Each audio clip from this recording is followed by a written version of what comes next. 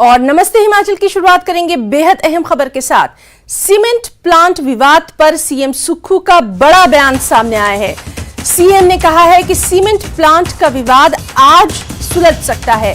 आपको बताएं कि ट्रक ऑपरेटर्स से माल भाड़े को लेकर विवाद के चलते 15 दिसंबर से ही बिलासपुर के बरमाणा में एसीसी सीमेंट प्लांट और सोलन के दाड़ला घाट में अंबुजा सीमेंट प्लांट बंद है, जिससे करीब 35,000 लोगों की रोजी रोटी प्रभावित है। सरकार की ओर से कंपनी और ट्रक ऑपरेटर्स के बीच कई राउंड की बातचीत हो चुकी है, जो कि अभी तक बेनतीजा रही है।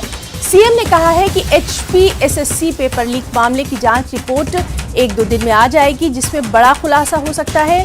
सूत्रों के हवाले से यह भी खबर है कि सीमेंट विवाद सुलझाने के करीब सुक्खू सरकार पहुंच चुकी है। आपको बताएं कि पहाड़ी क्षेत्र में 10 रुपए प्रति टन प्रति किलोमीटर और मैदानी इलाके में 9 रुपए पर सहमति बन सकती है। इसके लिए आज अंतिम बैठक सुबह 11 बजे से राज्य सचिवालय में होना है। तो बेहद अहम इस बैठक को माना जा रहा है, जिसमें ये सीमेंट वाला जो विवाद है ये सुलझने के आसार नजर आ रहे हैं।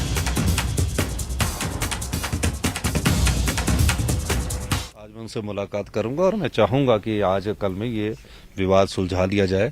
और मुझे आशा ही नहीं, मुझे अपने उद्योग मंत्री पर भी पूरा विश्वास है कि वो आज मीटिंग करेंगे और मैं भी उनसे मीटिंग करूंगा और कल हम आज कल में ये विवाद सुलझा लेंगे। जिनके पेपर रिजल्ट नहीं निकले हैं उनके पेपर भी लीक हुए हैं। अब बेचारे कई बच्चे तो ये सोच रहे होंगे कि हम सिलेक्ट हो रहे हैं, लेकिन सिलेक्ट कोई और हो गया। तो उस स्थिति को हम दृष्टिकोण को सबको देख रहे हैं और जो आने वाले जो भी परिस्थितियां होगी उसके आधार पर हम फैसला करेंगे। सड़क परिवहन मंत्री नितिन गडकरी जी से बात की है, मैंने टूरिज्म मिनिस्टर से मुलाकात की, शिक्षा मंत्री धर्मेंद्र प्रधान जी से मुलाकात की, और हमारे जो एनिमल हस्बेंड्री है उन योजनाओं के बारे से संबंध में जो पुरुषोत्तम रूपाला जी उनसे बात की। सभी मंत्रियों से मिला मैं और उन्होंने कहा कि आप योजना लाएं, तो हम उस योजनाओं को लाने की अब कोशिश करेंगे। RK सिंह पावर मिनिस्टर, उनसे बात की।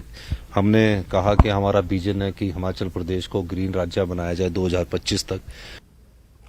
और हमारे साथ मजीद अपडेट के साथ मौजूद हैं हमारे सहयोगी रणवीर सिंह। रणवीर, लगातार इस अहम मामले पर हमारी नजर बनी हुई है और सबसे अहम बात यह है रणवीर कि आज ये बात खुद सीएम ने कही है कि सीमेंट विवाद सुलझ सकता है। क्या कुछ वहां पर आसार नजर आ रहे हैं? क्या कुछ आपके पास तफसीलात हैं? जी हाँ, देखिए आज उम्मीद तो यही की जा रही है, जिस तरह का कॉन्फिडेंस मुख्यमंत्री ने दिखाया है और जो कुछ ट्रक ऑपरेटर्स के साथ न्यूज 18 की जो बातचीत है वो फोन पर हुई है, तो काफी सकारात्मक जो है उनका जो है वो नजर आ रहा था वो। और ये जो विवाद लंबे समय से चल रहा है, देखिए 2 महीने से ज्यादा का वक्त हो गया है। 14 दिसंबर को जो है सीमेंट प्लांट बंद हो गया था, तो यहाँ पर लंबे दौर की बातचीत हुई है और आज जो ये माना जा रहा है, पिछले कल जो वार्ता हुई है उसके तहत जो सरकार का जो आधिकारिक पक्ष है, जो प्रेस विज्ञप्ति के माध्यम से भी आया है ना, उसके मुताबिक आज ये अंतिम दौर की बैठक है और कंपनी के जो आला जो अधिकारी हैं वो भी आज 11 बजे जो है बैठक में शामिल होंगे और उम्मीद यही की जा रही है कि आज जो है विवाद सुलझ जाएगा। जो विवाद सुलझने के जो आसार है वो इस बात पर है कि मुख्यमंत्री ने भी पिछले कल जो है ऑफ रिकॉर्ड भी उन्होंने बात की थी, ऑन कैमरा भी उन्होंने कहा था कि इस विवाद को सुलझा दिया जाएगा और इसमें ये सहमति जो है बनकर आई है कि जो कंपनी प्रबंधन की तरफ से जो रेट दिया गया है, जो माल भाड़ा तय किया गया है, उस पर नेगोशिएशन के लिए जो है दोनों पक्ष अब बातचीत के लिए तैयार हो गए हैं। ये माना जा रहा है कि एक जो ट्रक यूनियन का धड़ा है वो इसके लिए राजी है कि जो पहाड़ी इलाका है वहां पर 10 रुपए के आसपास जो है प्रति टन प्रति किलोमीटर का जो है वो फ्रेट होगा और मैदानी इलाकों के लिए 9 रुपए जो है वो तय किया गया। तो आज कुछ एक मामूली जो है इसमें बदलाव होने के आसार है, लेकिन ऐसा जो है राज्य सरकार दावा कर रही है कि शायद आज यह विवाद जो है पूरी तरह से सुलझ जाएगा और ट्रक ऑपरेटर की तरफ से भी रवैया ढीला है और कंपनी प्रबंधन के रवैये में भी कुछ परिवर्तन आया है। तो आज देखना होगा कि 11 बजे जब ये बैठक होगी, हालांकि इससे पहले भी कई दौर की बैठकें हुई हैं, लेकिन आज इस बात के आसार ज्यादा है कि शायद दोनों पक्ष जो है बिल्कुल बिल्कुल मान जाए। रणवीर, बहुत जल्दी आपसे जानना चाहेंगे कि इस बैठक में कौन कौन शामिल हो सकता है, उसके ताल्लुक से हमारे सूत्र क्या कुछ जानकारी दे रहे हैं?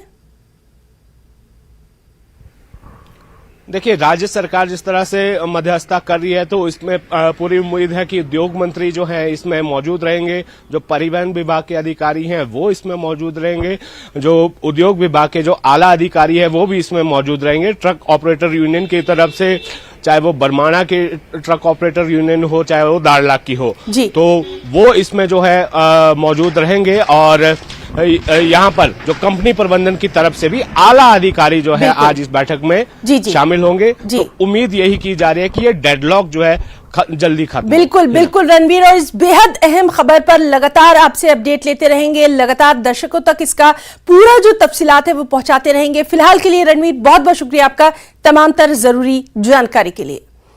और इस वक्त की एक अहम खबर आपको दे दें, सेब उत्पादक संघ के साथ बैठक के ताल्लुक से यह खबर है, जहां बागवानी मंत्री जगत सिंह नेगी बैठक में हिस्सा लेंगे। बागवानी निदेशालय में होना है ये बैठक। आपको बताएं कि प्रदेश भर से इसमें बागबान आएंगे, बागबान संगठन जो है वो आएंगे। सुबह 11 बजे ये अहम बैठक शुरू होना है और इस अहम बैठक में सेब से जुड़े तमाम मुद्दों पर चर्चा की जाएगी।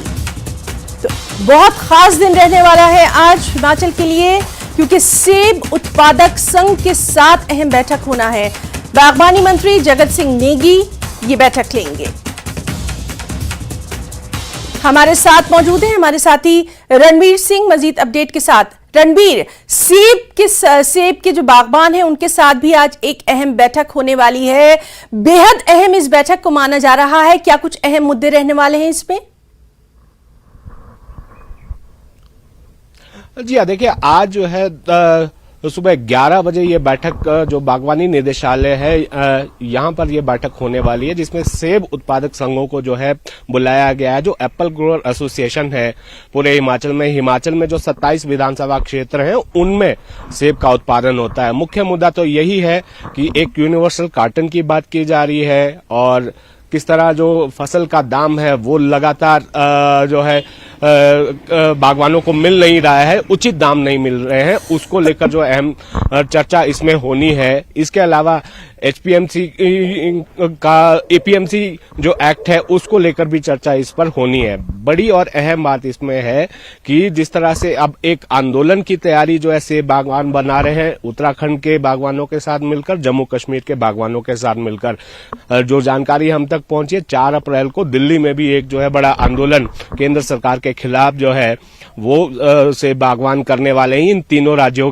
के जो बागवान है वो मिलकर एक बड़ा प्रोटेस्ट कर रहे हैं। लेकिन ये बैठक जो है बहुत महत्वपूर्ण है, क्योंकि यहाँ पर हमने देखा कि लागत जो है बागवानों की वो लगातार बढ़ रही है जी, और कीमत जो है उतनी नहीं मिल रही है। और जिस तरह से कॉर्पोरेट का हस्तक्षेप है, ट्रेडर्स का हस्तक्षेप है, उसको लेकर जो है आज अहम बैठक जो है की जानी है। जिस तरह से कांग्रेस ने चुनावों के दौरान भी वादा किया था कि किसान बागवान ही अपनी फसल का दाम तय करेंगे, उसके लिए एक आयोग बनाया जाएगा। तो उस आयोग की भी रूपरेखा जो है आज तय की जाएगी कि इसमें जो है किस तरह से जो है सेब बागवानों का प्रतिनिधित्व बिल्कुल बिल्कुल रणवीर, और जाहिर सी बात है कि इस तरह के मुद्दों पर ध्यान देना जो है वो सरकार की प्राथमिकता भी है, क्योंकि हिमाचल के सेब तो पूरी दुनिया में बेहद मशहूर हैं।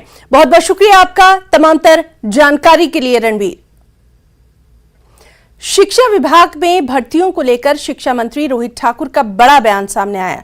रोहित ठाकुर का कहना है कि 16 फरवरी को होने वाली कैबिनेट की अहम बैठक में शिक्षा विभाग में भर्तियों के प्रस्ताव पर मुहर लग सकती है। शिक्षा विभाग में करीब 12,000 पद खाली पड़े हैं। शिक्षा मंत्री ने कहा कि इस पर चर्चा चल रही है, कैबिनेट की बैठक में भी इस पर प्रस्ताव पेश होगा। वहीं शिक्षा मंत्री ने यह भी कहा कि जिन संस्थानों को डी नोटिफाई कर दिया गया है उन पर भी गुण दोष के आधार पर फैसला होगा।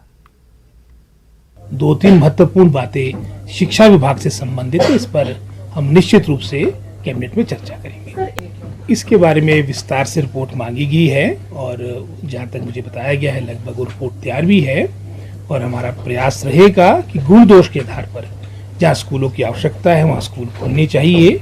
लेकिन मेरा व्यक्तिगत मानना ये कि आज के समय में विशेषकर अगर शिक्षा विभाग की बात करें, आज हमें जो ऑलरेडी आपके खुले हुए शिक्षण संस्थान है उनको सुदृढ़, उनको स्ट्रेंथन करने की आवश्यकता है और जो हमारा मैं समझता हूँ जो आपके एजुकेशन सिस्टम में प्रदेश में उसको और बेहतर उसके जो आपके पद रिक्त पड़े हैं वो भरे जाए।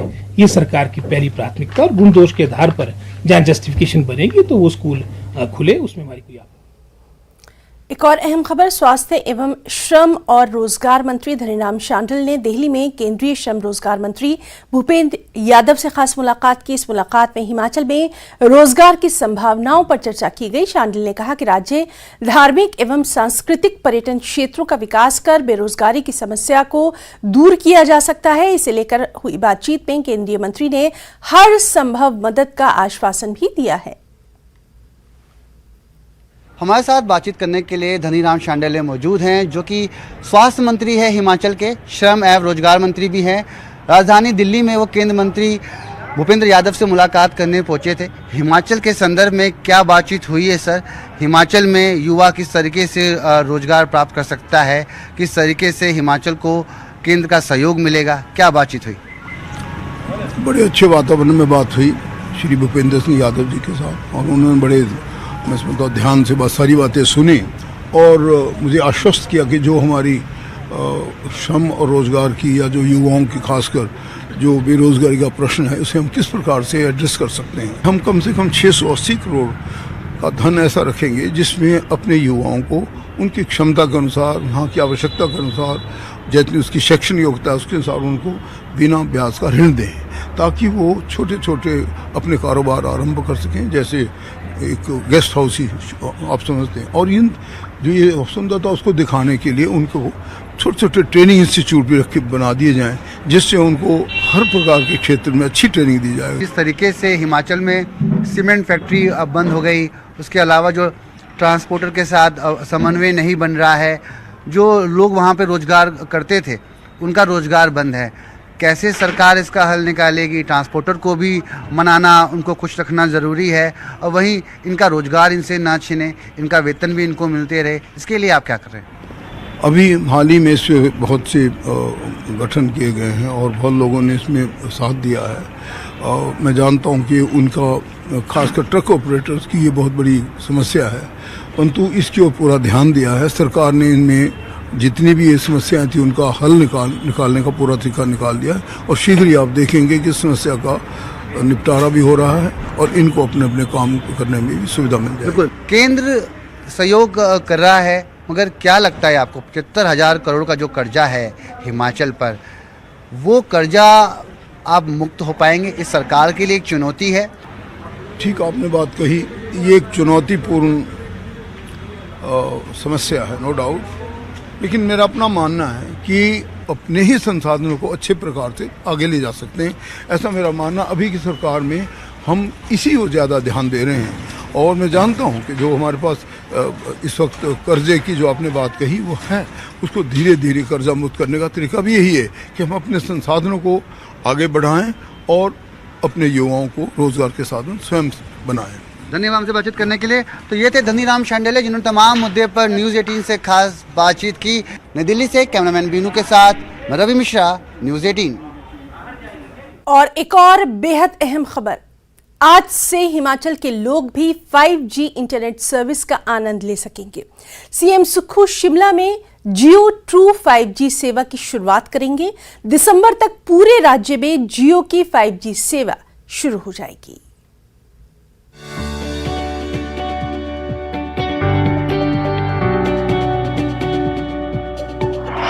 हिमाचल में खत्म हुआ 5G नेटवर्क का इंतजार। मंगलवार से जियो ट्रू 5G सेवा की शुरुआत। दिसंबर तक पूरे हिमाचल में होगा 5G network. 5G internet service के लिए हिमाचल वालों का इंतजार खत्म हुआ। अब राजधानी शिमला सहित राज्य के 4 शहरों के लोग मंगलवार से रिलायंस के जियो ट्रू 5G सर्विस का लुत्फ उठा सकते हैं। जिसका शुभारंभ सीएम सुखविंदर सिंह सुक्खू ने मंगलवार सुबह 11 बजे शिमला के होटल हॉलिडे होम में आयोजित कार्यक्रम से करने वाले हैं। हिमाचल भी अब 5G हो जाएगा। रिलायंस जियो हिमाचल में 5G की सुविधा देने जा रहा है।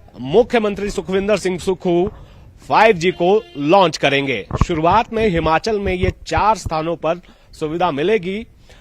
मुख्यमंत्री राजधानी शिमला से इसकी शुरुआत करेंगे।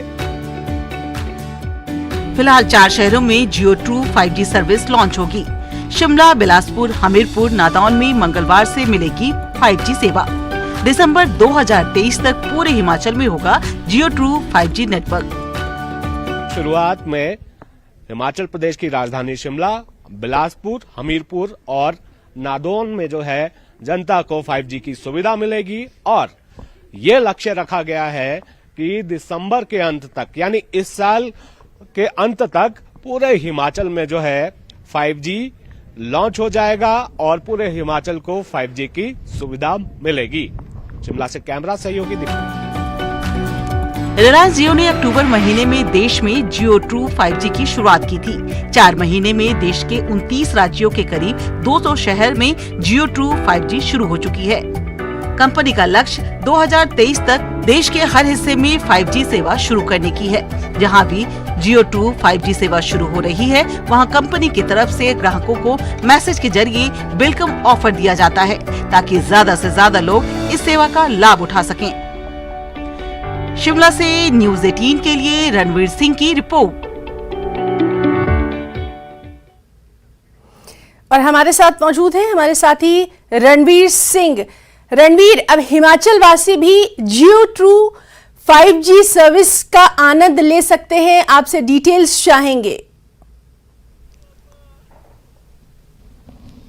जी हाँ, आज जो है सुबह 11 बजे का समय जो है तय किया गया है जब मुख्यमंत्री हिमाचल में इस 5G सर्विस को लॉन्च करेंगे। हिमाचल को ये बड़ी सौगात मिलने वाली है क्योंकि जाहिर सी बात है, देखिए आज जो है हिमाचल की चाहे परिस्थिति जिस तरह की हो, भौगोलिक परिस्थिति जो है कठिन है, लेकिन तकनीक का इस्तेमाल जो है हर कोई करना चाहता है और यहाँ पर हर वर्ग को आप देख लीजिए आज के समय में किस तरह की जो है जरूरत हमें इंटरनेट की रहती है। तो आज ये 4 स्थानों पर ये सौगात जो है मिलने वाली है, जिसमें शिमला राजधानी है तो यहाँ पर तो जाहिर सी बात है कि यहाँ पर जो है ये सुविधा मिलनी ही थी। लंबे समय से यहाँ पर काम भी चल रहा था, काफी समय पहले जो है यहाँ पर टेस्टिंग भी हुई है, ट्रायल भी हुए हैं, तो अब जो है ये सुविधा जो है मिलने वाली है। इसके अलावा बिलासपुर, हमीरपुर और नादौन जो मुख्यमंत्री का विधानसभा क्षेत्र है, वहां पर ये शुरुआती जो है आज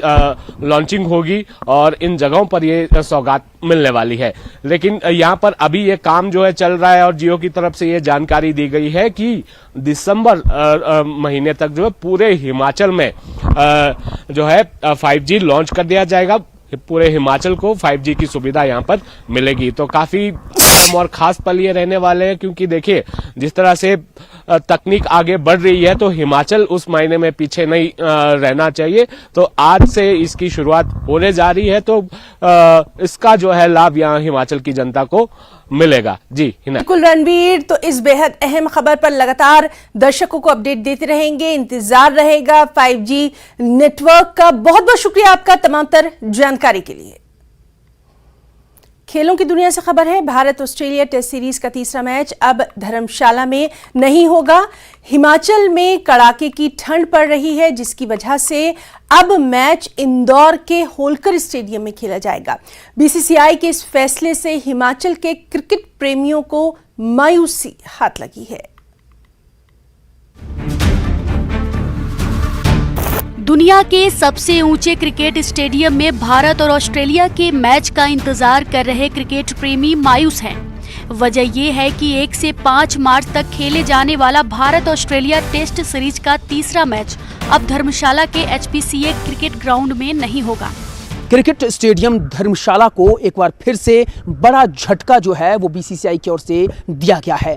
क्योंकि ये जो क्रिकेट स्टेडियम जहां पर आप देख पा रहे हैं कि तैयारियां मुकम्मल तौर पर जो है वो यहाँ पर की जा रही हैं इस बॉर्डर गावस्कर ट्रॉफी के लिए। वो अब जो बॉर्डर गावस्कर ट्रॉफी जो यहाँ पर भारत और ऑस्ट्रेलिया के बीच में खेली जा रही है और उसका जो तीसरा टेस्ट मैच था वो इसी ग्राउंड में जो है वो सुनिश्चित था, लेकिन अब कहीं ना कहीं अब वो जो मैच था वो शिफ्ट यहाँ से कर दिया गया है और अब कहा यह जा रहा है कि वो मैच धर्मशाला की बजाय जो है इंदौर के होलकर स्टेडियम में होगा। हिमाचल में पड़ रही कड़ाके की ठंड और ग्राउंड पर घास के घनत्व की कमी के चलते धर्मशाला में खेले जाने वाला मैच अब इंदौर के होलकर स्टेडियम में खेला जाएगा। बीसीसीआई ने ट्विटर पर मैच शिफ्ट करने की जानकारी देते हुए लिखा, भारत और ऑस्ट्रेलिया के बीच बॉर्डर गावस्कर ट्रॉफी के तीसरे मैच का स्थान धर्मशाला से बदलकर इंदौर कर दिया गया है।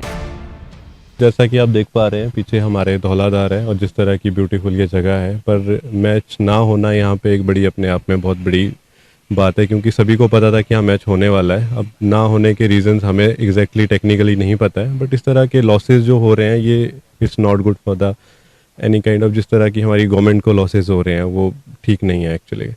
हिमाचल के लिए इकोनॉमिकली हर चीज़ों से ये बहुत अच्छा था, बट अब देखने का मौका नहीं मिलेगा।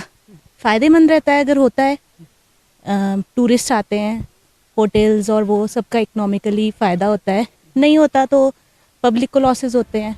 बीसीसीआई की तरफ से कहा गया है कि हिमाचल प्रदेश में कड़ाके की ठंड पड़ रही है और आउटफील्ड में घास का घनत्व कम है, जिसमें अभी समय लगेगा। इसी के चलते मैच अब HPCA क्रिकेट स्टेडियम की जगह इंदौर के होलकर स्टेडियम में खेला जाएगा।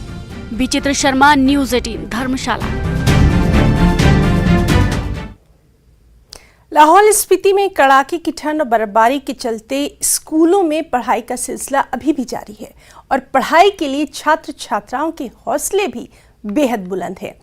तस्वीरें आपको दिखाते हैं केलांग की है, जहां राजकीय वरिष्ठ माध्यमिक पाठशाला में पढ़ने वाले छात्र छात्राएं कितने जोशो खरोश से आ रहे हैं। बर्फ के बीच सुबह सुबह की प्रार्थना से लेकर स्कूल की तमाम तर एक्टिविटीज में बेहद उत्साह से भाग लेते हैं।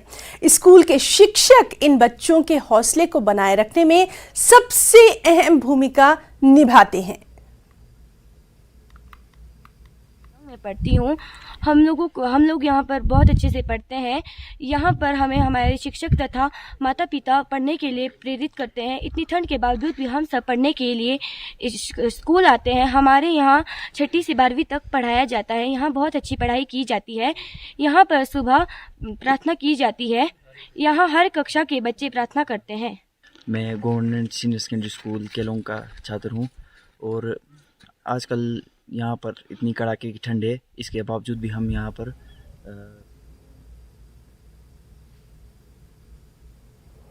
और पुलवामा हमले की बरसी के मौके पर आज श्रद्धांजलि दी जा रही है।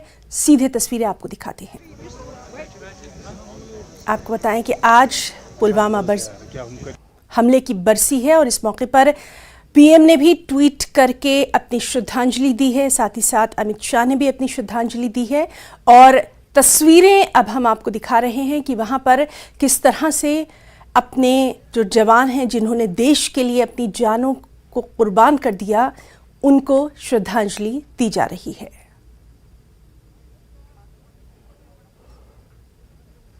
तो पुलवामा हमले की आज बरसी है और इसी को लेकर यहाँ पर मौजूद तमाम देशवासी भी अपना जो श्रद्धांजलि है वो लगातार दे रहे हैं।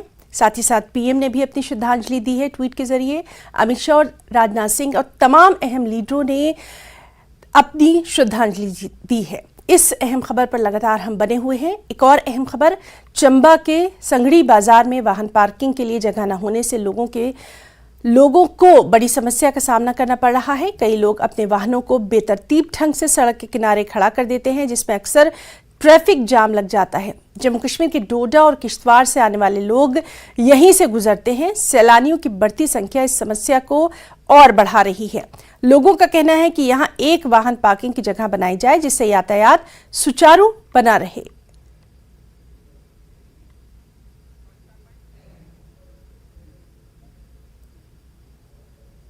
नमस्ते हिमाचल में फिलहाल इतना ही। नमस्कार।